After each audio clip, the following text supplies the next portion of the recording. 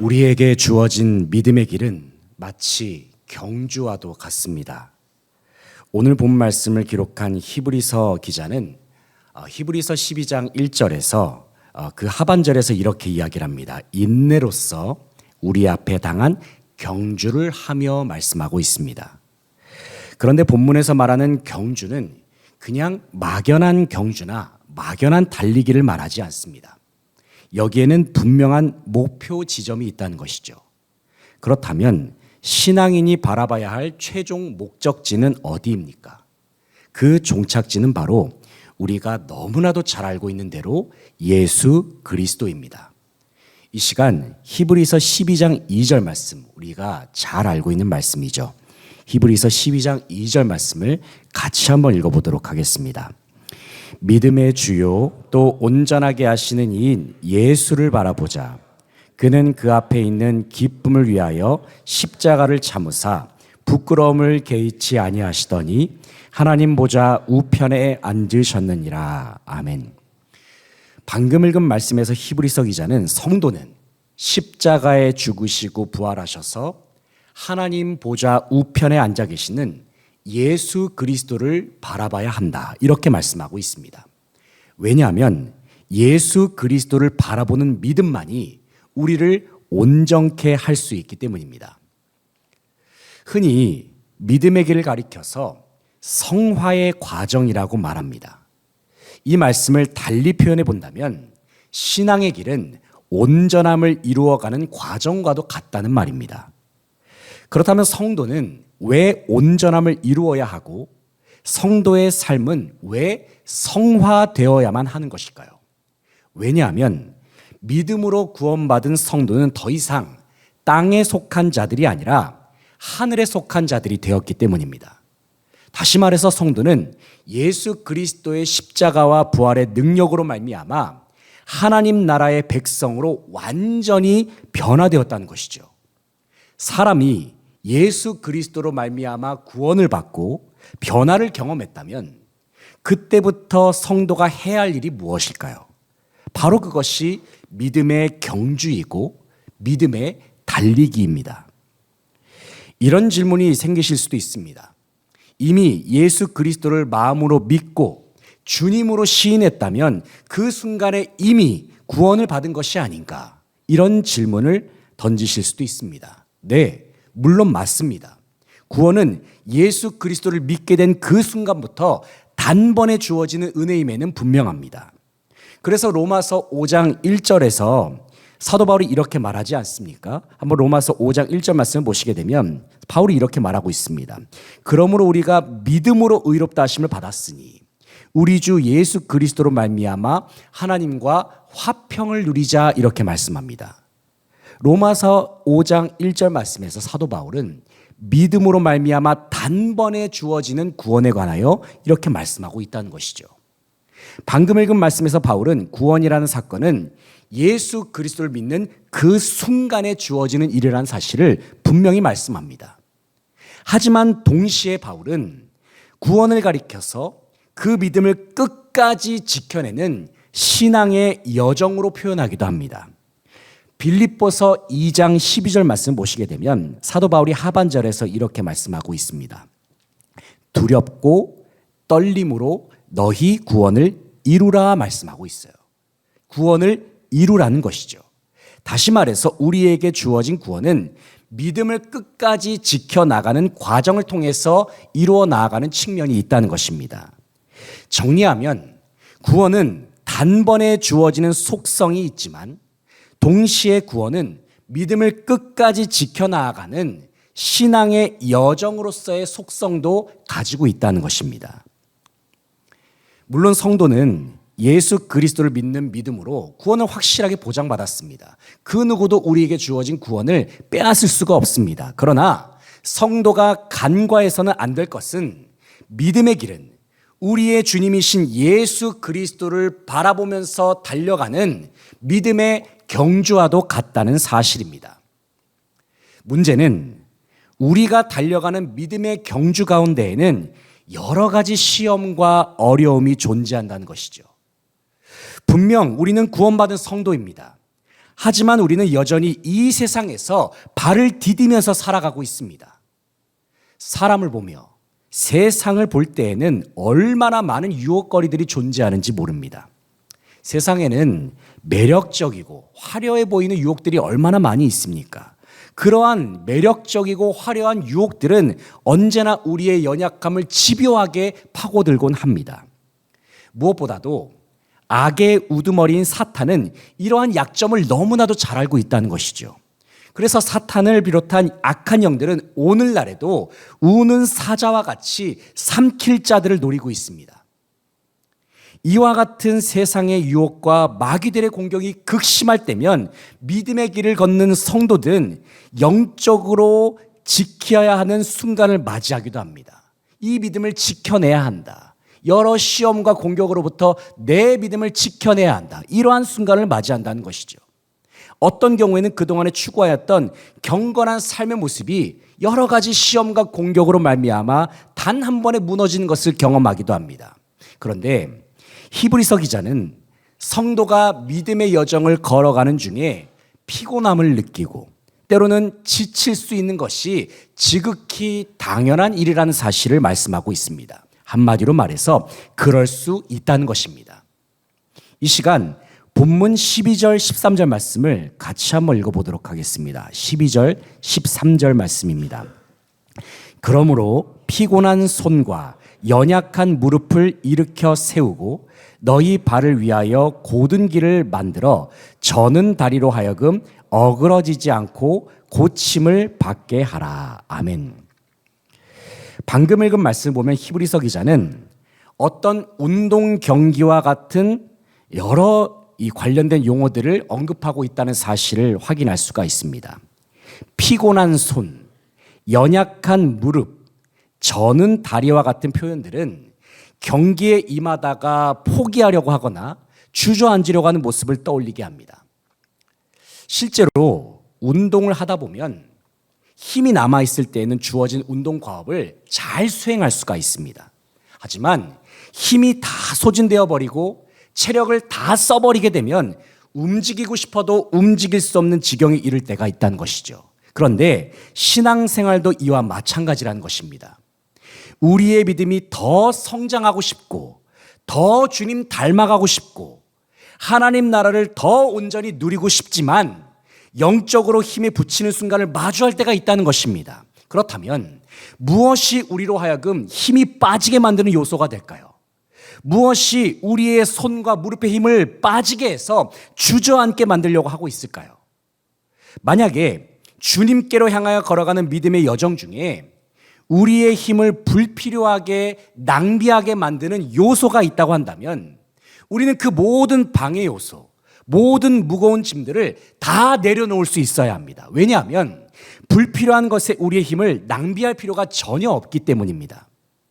사랑하는 성도 여러분, 무엇이 우리를 무겁게 만들고 있습니까? 인생의 문제가 우리를 힘겹게 합니까? 마음의 슬픔과 고통이 우리를 힘겹게 합니까? 간절히 바라옵기는 우리가 짊어지고 있는 모든 짐들을 우리 주 예수 그리스도 앞에 다 내어 맡기실 수 있기를 소망합니다. 주님이 우리의 짐들을 다 대신 짊어지신다 말씀하셨습니다. 그리고 우리의 짐을 대신 짊어지신 주님께서는 저와 여러분에게 참된 자유를 허락하시겠다 약속하여 주셨습니다. 그런데 이어지는 14절의 말씀을 보게 되면 우리가 주님으로부터 주어지는 참된 자유와 회복을 누리기 위해서는 반드시 선행되어야 하는 조건이 있다고 말씀합니다. 그것이 무엇이냐면 바로 화평함과 거룩함입니다. 이 시간 14절 말씀을 같이 한번 읽어보겠습니다. 14절입니다. 모든 사람과 더불어 화평함과 거룩함을 따르라. 이것이 없이는 아무도 주를 보지 못하리라. 아멘. 방금 읽은 말씀에서 히브리서 기자는 성도가 주님을 제대로 바라보기 위해서는, 주님을 제대로 보기 위해서는 반드시 화평함과 거룩함을 먼저 이루어야 한다 말씀하고 있습니다. 14절에서 주님을 본다라는 표현은 구약적 개념에서는 주로 제사와 관련된 말입니다. 그런데 히브리서 기자가 본문 14절에서 언급한 표현은 구약의 관점에서는 매우 파격적인 말씀입니다. 왜냐하면 구약의 사고방식에서는 성전에서 드리는 제사를 통해서 화평함과 거룩함이 회복될 수 있다라고 생각했기 때문입니다. 그러나 14절 말씀은 구약적 사고방식과는 그 순서가 정반대라는 것이죠. 무슨 말씀이냐면 구약에서는 화평과 거룩함이 제사를 통해서 회복되는 것인데 히브리서 기자는 도리어 화평과 거룩함을 제사의 선행 조건으로 말씀하고 있다는 것입니다. 우리가 주님 앞에 예배할 때에는 먼저는 화평과 거룩함을 앞세워서 하나님을 예배해야 한다는 것입니다. 그렇다면 무엇을 통해서 화평과 거룩함이 가능하다는 것입니까? 그것이 가능한 이유가 있습니다. 왜냐하면 진정한 대제사장 되시는 예수 그리스도께서 십자가상에서 완전한 화목제물이 되어 주심으로 모든 믿는 자에게 이미 완전한 화평과 거룩함이 이미 주어졌다는 것이죠. 다시 말해서 성도의 삶은 더 이상 불완전한 구약의 제사 아래에 놓인 것이 아니라 예수 그리스도를 통해서 완성된 제사의 영향력 아래에 놓이게 되었다는 것입니다. 이것이 구약 시대와 오늘날의 시대의 큰 차이점인 것이죠. 그래서 성도는 예수 그리스도의 이름으로 말미암아 언제 어디서나 영적 예배를 드릴 수 있는 존재로 변화된 존재입니다. 그래서 예수 그리스도를 통해서 진정한 화평과 거룩함을 이미 소유한 존재가 되었다는 것입니다. 이러한 의미에서 화평과 거룩함은 하나님께서 모든 믿는 자들에게 은혜로 주신 선물이라고 말할 수 있습니다. 특별히 하나님께서는 모든 그리스도인들이 주어진 모든 삶의 자리, 모든 삶의 예배 속에서 하나님께서 선물로 주신 화평과 거룩을 이루어낼 것을 요청하십니다. 그리고 하나님께서는 지금 이 자리의 예배에서 저와 여러분이 주님이 이미 허락하신 그 화평과 거룩함을 가지고 나왔는가? 주님 앞에 예배했을 때에 우리가 주님 앞에 화평과 거룩함, 주님께서 이미 우리에게 허락하신 그 화평과 거룩함을 주님 앞에 가지고 나왔는가를 주님께서는 이 시간 확인하기를 원하십니다. 간절히 바라옵기는 분열과 다툼이 가득한 이 세상 속에서 주님께서 명하신 화평과 거룩을 이루어내므로 주님의 영광을 드높이면서 나아갈 수 있는 저와 여러분 되시기를 간절히 바라고 소망합니다. 오늘 본문의 마지막 부분인 15절의 말씀부터 히브리서 기자는 그 누구도 믿음의 경주에서 낙오되는 일이 없기를 간절한 마음으로 호소를 하고 있습니다. 한번 이 시간 15절, 16절 말씀을 같이 한번 읽어보겠습니다. 15절, 16절입니다. 너희는 하나님의 은혜에 이르지 못하는 자가 없도록 하고 또 쓴 뿌리가 나서 괴롭게 하여 많은 사람이 이로 말미암아 더럽게 되지 않게 하며 음행하는 자와 혹 한 그릇 음식을 위하여 장자의 명분을 판 에서와 같이 망령된 자가 없도록 살피라. 아멘. 방금 읽은 말씀 15절 16절 말씀을 원문으로 살펴보게 되면 헬라어 티스라고 하는 부정대명사가 3번이나 나옵니다. 이때의 티스라는 단어는 아무도라는 말로 번역할 수가 있습니다. 쉽게 말하면.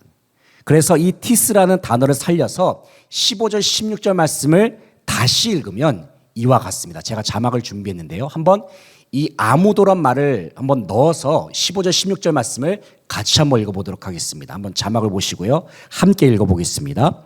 너희는 아무도 하나님의 은혜에 이르지 못하는 자가 없도록 하고 또 아무도 쓴 뿌리가 나서 괴롭게 하여 많은 사람이 이로 말미암아 더럽게 되지 않게 하며 아무도 음행하는 자와 혹 한 그릇 음식을 위하여 장자의 명분을 판 에서와 같이 망령된 자가 없도록 살피라. 아멘.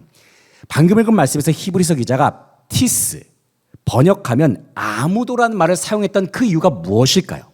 한마디로 말해서 이와 같은 일들은 결단코 절대로 해서는 안 된다는 의미가 여기에 포함되어 있다고 할 수가 있습니다. 이때의 히브리서 기자는 결단코 해서는 안 되는 것 세 가지를 말씀하고 있죠. 하나는 15절의 말씀처럼 하나님의 은혜에 이르지 못하는 것을 결단코 해서는 안 된다, 이렇게 말씀하고 있습니다.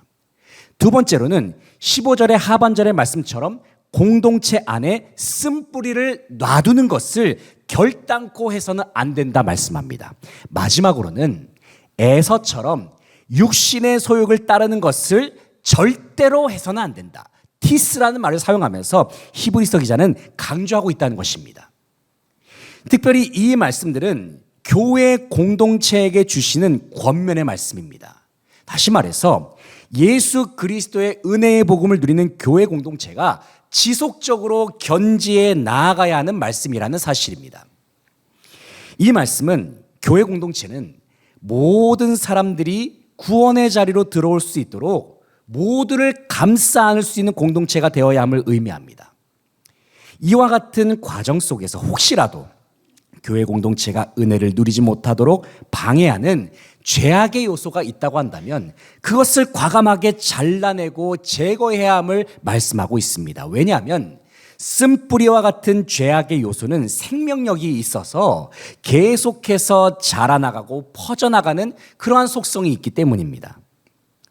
무엇보다도 교회 공동체는 그 누구도 에서와 같이 믿음의 길에서 낙오되는 사람이 없도록 한 영혼 한 영혼을 잘 돌봐줄 수 있어야 함을 말씀하고 있습니다. 특별히 본문 15절을 다시 보시게 되면 너희는 하나님의 은혜에 이르지 못할 자가 없도록 하고, 이런 구절이 나오고 있죠. 히브리서 기자는 이 구절을 표현할 때에 헬라어 에프코푼테스라는 동사를 사용을 하고 있습니다. 이 단어가 무슨 의미냐면 감독하다, 주의를 기울이다, 돌보다라는 의미가 있습니다. 그렇다면 이와 같은 동사를 통해서 히브리서 기자가 말하고자 하는 바가 무엇입니까? 믿음의 경주는 혼자 달리는 것이 아니라 함께 달리는 여정이라는 것이죠. 함께 달리다가 지치고 쓰러지는 지체가 있는지 없는지 늘 부지런히 돌보면서 달리는 것이 바로 우리가 걸어가야 하는 믿음의 길이라고 말씀하고 있습니다. 함께 걸어가고 함께 달려갈 믿음의 동력자가 있다는 사실은 참 감사한 일입니다. 특별히 하나님께서는 주님의 몸된 교회 공동체 안에서 귀한 동력자들을 만나게 하셨습니다. 간절히 바라옵기는 우리 공동체 일원 모두가 단 한 사람도 실족하는 일이 없도록 서로를 돌아보고 격려하면서 함께 힘차게 믿음의 길을 잘 걸어 나아갈 수 있는 저와 여러분 되시기를 소망합니다. 이제 말씀을 정리하겠습니다. 사랑하는 성도 여러분, 우리는 주님 다시 오시는 그날까지 믿음의 길을 걸어가고 있습니다. 달려가고 있습니다. 걷다 보면 지칠 때가 있고 뛰어가다 보면 넘어질 때가 있습니다. 혹시라도 우리의 형제자매가 믿음을 지키는 중에 힘겨워하고 있고 낙심하고 있는 것을 보게 된다면 그들을 돌보면서 다시 일으켜 세우는 사명을 감당할 수 있는 저와 여러분 되시기를 소망합니다. 우리 주님이 되시는 예수님께서는 우리로 하여금 믿음의 길을 걸어가고 달려갈 수 있는 새 힘과 능력을 날마다 공급하여 주십니다. 그뿐만 아니라 우리의 믿음의 동력자들이 우리의 곁에 서서 우리의 곁에서 함께하여서 우리를 격려하고 있고 우리와 함께 그 길을 걸어가고 있습니다. 한 분이신 예수 그리스도, 결국에는 우리를 온전케 하시고 우리에게 참된 평안을 허락하실 우리 주님만을 바라보면서 주님께서 예비하신 최후의 승리를 다 함께 누리고 경험할 수 있는 이 자리에 함께한 모든 성도들 다 되시기를 간절히 바라고 소망합니다.